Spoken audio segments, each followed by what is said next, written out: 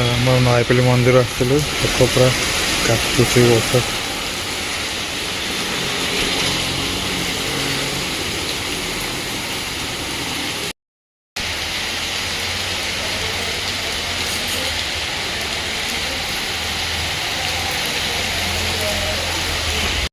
ବର୍ଷାରେ ବି ଆମ ଦୀପ ଜଳୁଛି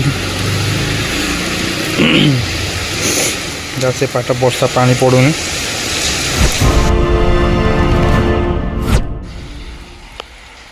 ଘରକୁ ଆସିବାର ପୁରା ଓଦା ଦେଖିପାରୁଥିବେ ପୁରା ଓଦା।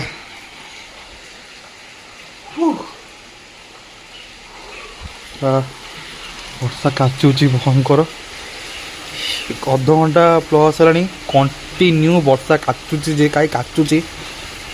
ତ ଗଲାବେଳକୁ ଆମର ମୁଁ ରହୁଛି ନୟାପଲ୍ଲୀ ପାଖରେ। ଓକେ ତ ଆମର ଅବଭିୟସ୍ଲି ମୁଁ ନୟାପଲ୍ଲୀ ମନ୍ଦିର ଯିବି ତ ବାଲୁଙ୍କେଶ୍ୱର ମନ୍ଦିର ଯାଇଥିଲି ସେଇଠୁ ଶିବଙ୍କ ଗଲି ତାପରେ ରାଧାକୃଷ୍ଣ ମନ୍ଦିର ତାପରେ ଶନି ମନ୍ଦିର ତାପରେ ବାହାରେ ଆମ ମଙ୍ଗଳା ମନ୍ଦିର ସେ ଦୁଇଟା ଯେଉଁ ମନ୍ଦିର ଅଛି 5ଟାକ ମନ୍ଦିର ପୂଜା କଲି ଖାଇଲି ତାପରେ ପୁଣି ଆମ କନକଦେବ ମନ୍ଦିର ଯାଇକି ଆସିଲା ଭିତରେ ପୁରା ବ୍ୟାଣ୍ଡ ତକ ବାଜିଗଲା ପୁରା ବ୍ୟାଣ୍ଡ ବାଜିଛି। ଚାଲ ଡ୍ରେସ୍ ଚେଞ୍ଜ କରିଦେବା ନହେଲେ ପୁରା ଥଣ୍ଡା ଥଣ୍ଡା ହେଇଯିବ। ଏଇ ଗଞ୍ଜିରେ ଆଜି ନୂଆ ବାହାର କରିଥିଲି ପିନ୍ଧିବି ବୋଲି ଦେଖିବାକୁ ପୁରା ଓଦା। ଏ ଗଞ୍ଜିଟା କେମିତି ଲାଗୁଛି କହିବ ହେଲା କମେଣ୍ଟରେ କୁହ। ଜୟ ଜଗନ୍ନାଥ ଭାଇ ଭଉଣୀ welcome to my new vlog. ଆଜି ପୁରା ଚାରିଆଡ଼େ ଖାଲି ପାଣି ପୁରା। ତ ଏବେ ଯାଉଛି ମୁଁ ଝଡ଼ି ପୋକରା ଖାଲି ଏଇନା ବୁଲୁଛନ୍ତି ଚାରିଆଡ଼େ ହେଲା। ତ ଏବେ ମୁଁ ଆଇଛି ତାଲା ପକେଇବାକୁ ଆସିକି 11ଟା ବାଜିଲାଣି। ତ ଆଜି ବ୍ଲଗ୍ କାହିଁକି କରିନି କାହିଁକିନା ଆଜି ପୁରା ମୋର ପୁରା ଫୁଲ୍ଲି ମୁଡ଼୍ ଅଫ୍ କାହିଁକି ନା ଆଜିକି ପୁରା 1 ୱିକ୍ ହେଇଗଲା ଗାଡ଼ି ଭାଇ ବନ୍ଦ ହେଇ ପଡ଼ିଛି। ବନ୍ଦ ହେଇ ପଡ଼ିନି କହିବିନି ତାର ଚାର୍ଜର ନାହିଁ। ଓକେ କହୁଛୁ ତାଲା ପକେଇ ସାରେ ତାପରେ କହୁଛୁ ଆରେ ତାଲା କାହିଁ ଭାଇ ମୁଁ ତାଲା ଘରେ ଅଛି। ତାଲା ପୁଣି ନେଇକି ଆସିବାକୁ ପଡ଼ିବ ମୁଁ ଯାଇକି ନେଇକି ଆସି ତାପରେ କହୁଛି କ'ଣ ହେଲା ବ୍ୟାଣ୍ଡ ବାଜିଲାଣି ମୋର। ତ ତାଲାଟା ପୁରା ଜଙ୍ଗ ଖାଇଛି ଭିତରଟା। ତ ଏବେ ଜଷ୍ଟ ତେଲ 9ଟା ତେଲ ପକାଉଥିଲି ଆଜ୍ଞା ଏଇଟା ପୁରା ଭିତରଟା ଜଙ୍ଗ ଖାଇଲା ପାଣି ବାଜିବା ଜାଗା ଦେଖ। ତ ହେଇଗଲା ଏଇଟା ଚାଲ କୁ ଯିବା ତାଲା ପକେଇକି ଆସିବା। ହେ ପ୍ରୋବ୍ଲେମ୍ ଏଇଟା ଚलो ଯିବା ଦେଇକି ତାଲା ଦେଇକି ଆସିବା। ଦେଖ ଭାଇ ଝଡ଼ି ପୋକରାକ ଦେଖାଯାଉନି ପୁରା ବ୍ୟାଣ୍ଡ ବାଜିଛି ତାଙ୍କର। ଆଉ ବର୍ଷା ବି ପୁରା ଲାଗି ରହିଛି। ଚାଲ ଯିବା ଆଗେ। ଆଜି ଯାଇଥିଲି ଟିଭିଏସ୍ ଶୋରୁମ୍ ଯାଇଥିଲି। ଓକେ ତ ମ୍ୟାନେଜର ସାଙ୍ଗେ କଥା ହେଲି ତ ସିଏ କହିଲେ କି ସେ ମାନେ ଉପର ଆଡ଼ୁ କଥା ହେଇଛନ୍ତି ଆଉ ଚାର୍ଜର କ'ଣ ପଳେଇ ଆସିଲାଣି ବଟ୍ କେବେ ପହଞ୍ଚିବ ସେ ଜାଣିନାହାନ୍ତି। କହୁଥିଲେ ଶନିବାର ଭିତରେ ପହଞ୍ଚିବ ବୋଲି କହୁଥିଲେ। କହିଲେ କି କଟକ ତାଙ୍କର ଟିଭିଏସ୍ ଶୋରୁମ୍ ଗୋଟେ ଅଛି ସେଇଠି ପହଞ୍ଚିବ ଦେନ୍ ଆମର ଏ ଭୁବନେଶ୍ୱର ଆମର ଏଇଠିକି ଲୋକେସନ୍ ଆମର ଆସିବ। ଓକେ ତ ସେ ଆଜି କହିଲେ କି ତୁମେ ଯାଇକି ସର୍ଭିସ୍ ପାଖରେ ଯାଇ ପଚାର ଯେଉଁ ସର୍ଭିସ୍ ହେଉଛି ସେଇଠି ପଚାର ସେଇଠିକି ଆସିଛି କି ନାଇଁ। ତ ସେଇଠିକି ଗଲି ସେ ବି ମନେ କଲେ ନାଇଁ ଏପର୍ଯ୍ୟନ୍ତ କଟକ ବି ଆସିନି। ତ ଯେବେ କଟକ ଆସିବ ତୁମେ ଗୋଟେ କାମ କର ସୋମବାର ଟିକେ ଆସ ଟିକେ ସୋମବାର ଟିକେ ଆସିବ ଯଦି ତାହେଲେ ତୁମକୁ କୁହାହେବ ହେଲେ ଆମେ ତୁମ ଆଡ଼ୁ କଲ୍ ଆମେ ଆମ ଆଡ଼ୁ କଲ୍ କରିବୁ। ତ ମୁଁ ବି ଜାଣିନି କାହିଁକିନା ଆର ଶନିବାରଠୁ ଶୁକ୍ରବାର କହିବାକୁ ଗଲେ ଆର ଶୁକ୍ରବାରଠୁ ଏ ଶନିବାର ଆସିକି କାଲିକି ରବିବାର ହେଇଯିବ ପୁଣି ପରଦିନ ସୋମବାର ହେଇଯିବ। ତ ବ୍ୟାଣ୍ଡ ତ ବାଜୁଛି ମୋର। ଆଉ ଗୋଟେ କଥା ହେଲା ମୋର ଜାଣିଥିବେ ଗୋଟେ ଗାଡ଼ି ପାଇଁ ପ୍ଲାନ୍ କରୁଥିଲି ତ ତା ପାଇଁ ମୁଁ ଆଡ଼ଭାନ୍ସ ପେମେଣ୍ଟ କରିଦେଇଥିଲି। ନା କହୁନି କେଉଁଠିକାର କେଉଁ ଗାଡ଼ି କେଉଁ କମ୍ପାନୀ କହୁନି। ତମ ଭାଇ ଆଜି ପୁରା ସଫାସଫି କରିଦେଇଛି ପୁରା ସବୁ କ୍ଲିନ୍ ଅପ୍ ପୁରା ଦେଖିଥାନ୍ତ ଆଜି ପୁରା ଅସନା ହେଇଥିଲା ପୁରା ମୁଁ କାମ ଆଜି ଜଲ୍ଦି ଜଲ୍ଦି କାମ ସାରିଦେଲି।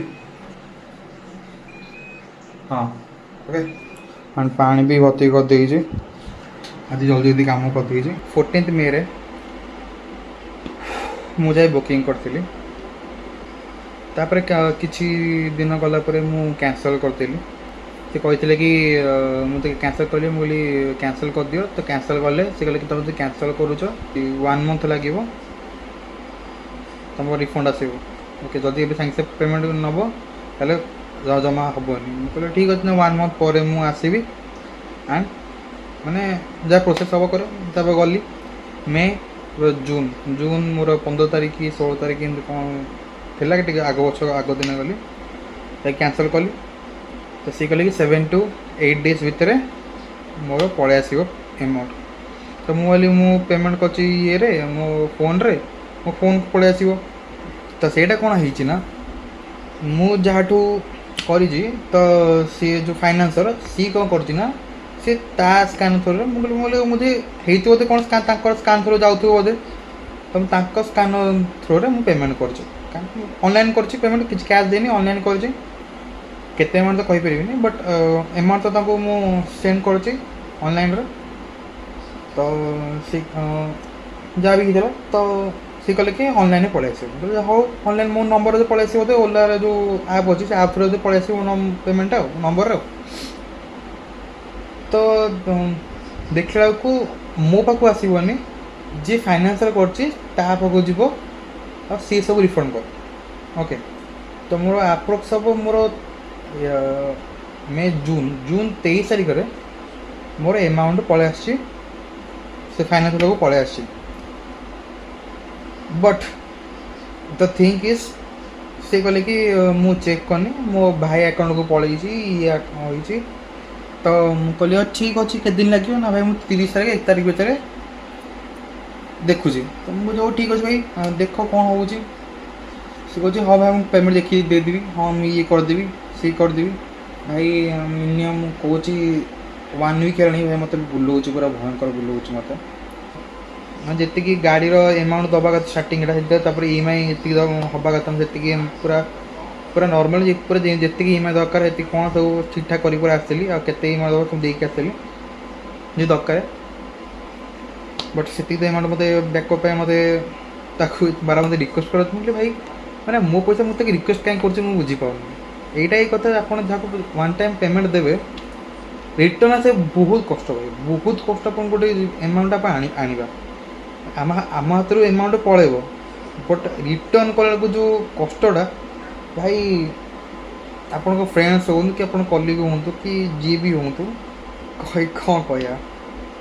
1 ଟାଇମ୍ ଆପଣ ହାତ ଦେଇଦେଲେ ଦେନ୍ ଜଲ୍ଦି ପାଇବା ଆପଣ ତ ଭାବନ୍ତୁନି। ଆପଣ ସେଇଟା ମାସ ବର୍ଷ କେତେ କ'ଣ ହେଇପାରେ ଆପଣ ନିଜେ ବି ଜାଣିପାରିବେନି। ଓକେ ତ ଏଇଟା ହେଇଛି ଦେଖିବା ସେ ଏବେ ତ 1 ୱିକ୍ ହେଇଛି ଦେଖିବା ଆଉ କେତେ ଦିନ ସେ ଗଡ଼ଉଛି। ଓକେ ମୁଁ ବି ଦେଖିବି ତାପରେ ଯାହା ଆକ୍ସନ୍ ନେବା କଥା ମୁଁ ନେବି।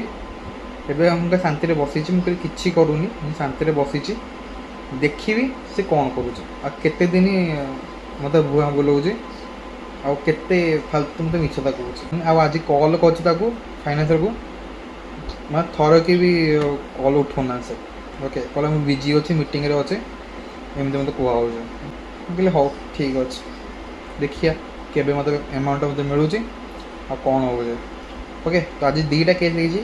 ଯାକେ ଯାଇଥିଲି ଆଜି ସୋରୁମ୍ ଯାଇଥିଲି TV ସୋରୁମ୍ ତ କହିଲେ କି ଆହୁରି 2 ଦିନ ୱେଟ୍ କର ସୋମବାର ଟିକେ ହେବ ଯଦି ହେବ।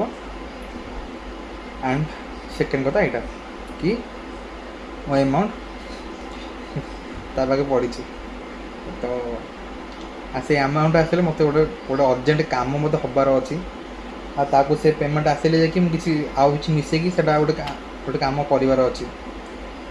ତ ଲେଟ୍ସ ସି କାରଣ ଯେତେ ଜଲ୍ଦି ସେ ଆମାଉଣ୍ଟ ଆସିବ ସେତେ ଜଲ୍ଦି ମୁଁ ଆଉ ଗୋଟେ କାମ ମୋତେ କରିବାର ଅଛି ଆଉ ସେଇଟା ମ୍ୟାଣ୍ଡେଟୋରି ମୋତେ କରିବା।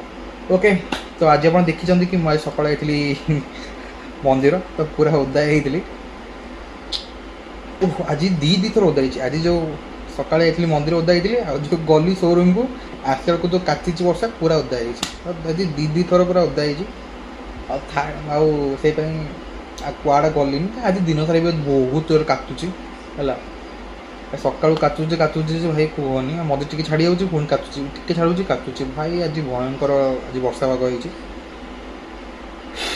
ତ ଇଏ ତ ଆଜିକି ହେଇଗଲା 99 ବ୍ଲଗ୍ 99 କାଲି ଦ ଲାଷ୍ଟ ବ୍ଲଗ୍ ଓକେ କିଛି ନାହିଁ ଭାଇ ବହୁତ ଭଲ ଲାଗିଲା ଆପଣଙ୍କ ସାଙ୍ଗଙ୍କ କଥା ହେଇକି ତ ଚାଲ ଯଦି ଆଜିର ବ୍ଲଗ୍ଟା ଭଲ ଲାଗିছে ପ୍ଲିଜ୍ ଜାଣିଛନ୍ତି କ'ଣ କରିବା ଲାଇକ୍ କମେଣ୍ଟ ଆଣ୍ଡ ସେୟାର କରିଦିଅ ଆଣ୍ଡ ସବସ୍କ୍ରାଇବ୍ କରିଦିଅ ଆଣ୍ଡ ବେଲ୍ ଆଇକନ୍ ମାରିଦିଅ ମୋର ନେକ୍ସଟ ଭିଡ଼ିଓ ଆସିବ ଆଉ ସି ୟୁ ସୁନ୍ ମୁଁ ସରୋଜ ରହୁଛି Jai Jagannath stay safe stay healthy piece